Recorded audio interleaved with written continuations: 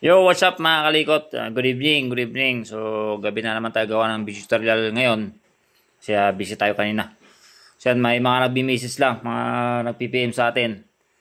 So, nagpalit lang daw sila ng clutch lining ng kanilang motorsiklo. Hindi na gumana yung clutch nila. So, pag clutch nila, hindi rin na may cambio. So, ang ginalaw lang nila, nagpalit lang sila ng clutch lining. Yan, nag-DIY. Mga first timer, yung mga baguan. So para po itong video na to ay para po sa mga first timer, sa mga nagdi-DIY, magpalit ng clutch lining ng kanilang makina ng motorsiklo. So yan. Marami na na experience na ganito mga kalikot. So actually last week lang may pina-check sa atin. Yun, nagpalit nga ng clutch lining, bakit hindi na raw gumana. So yan. So very common ito sa mga nagdi-DIY, no. Yan. So naituro ko naman na yung tamang install ng clutch lining sa clutch plate dito sa clutch hub. So may video tutorial na tayo niyan. So ang tutorial na natin ngayon is yung paano yung tamang pagsalpak ng clutch hub sa may clutch housing. Okay. So sa may clutch housing, yan, clutch housing muna. Yan.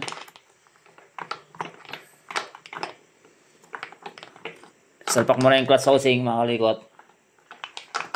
Diba yan? Pati pumasok.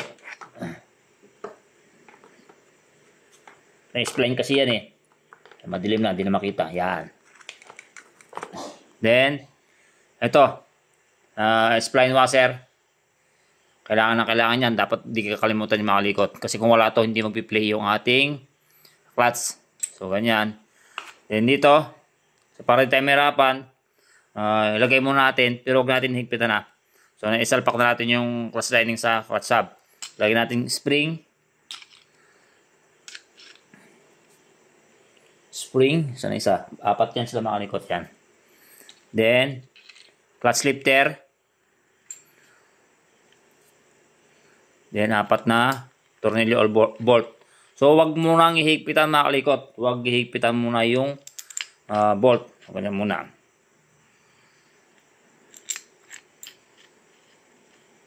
Then, sakto lang kakapit yung tornilyo, yung bolt.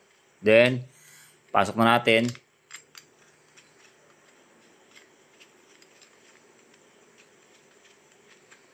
Yan. Tapos, so, hanap lang natin yung mga kalikot. Iikot-ikot natin yan.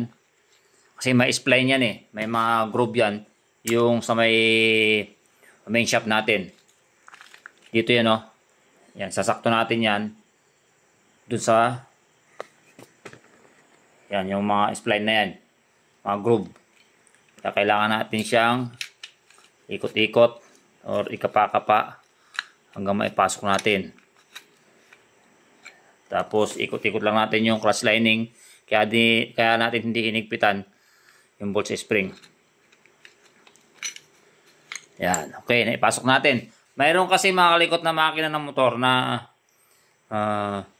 hindi mo mailalagay yung pinaka-lock nito. Lalo yung mga crown. Yung pa-crown na nut dito. So, kailangan tanggalin yung ito.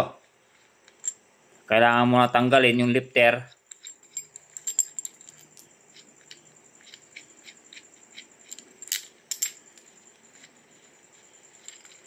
Para maisalpak dito yung crown nut. So ito, circlip kasi ito mga kalikot. Circlip lock yung ginagamit ito. Mayroon mga motor tulad ng TMX. So naka-crown nut yon. So kailangan mo na higpitan yung crown nut bago natin ilagay o ikabit yung lifter. So pag nailagay natin yung lock, so ganito na yan mga kalikot. So ilagay natin yung clutch spring. Tsaka itong lifter, tsaka itong 4 na bolt. Meron 6 na bolt minsan. Ayan. Depende sa clutch housing. Then, bago natin higpitan mga kalikot, make sure na ito mga clutch lining, wala siyang mga space o, yan o, intact siya. Yan o, magkakadikit. Ayan. So, bago natin higpitan ito, so, pag hinigpitan natin yan at may mga space yan, gumagalaw yung ating clutch lining. So, palpak yan mga kalikot. So kailangan intact yan, magkakadikit. Yan. So pag magkakadikit na yan, so pwede natin siyang higpitan yung itong 4 na bolt. So pag higpit ng bolt nito mga kalikot, hindi pwedeng mahigpit na rito, doon maluwag pa lang. So cross pattern, pag ganyan. Kailangan sabay yung paghigpit, hindi yung higpit na sa kabila maluwag pa.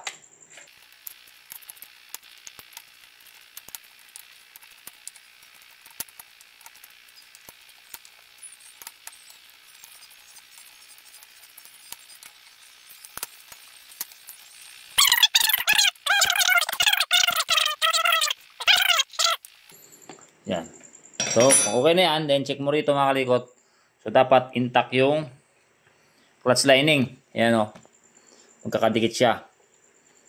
Wala siyang, yan, hindi nagkakahiwa-hiwalay yung mga clutch lining at clutch plate. So, ganyan yung tamang pagsalpak or pag-install, paglalagay ng clutch hub sa clutch housing ng ating motorsiklo. So, yun lang mga kalikot. Kunting tip lang, kunting share lang para sa video natin para sa gabing ito. So, yun lang. Thank you.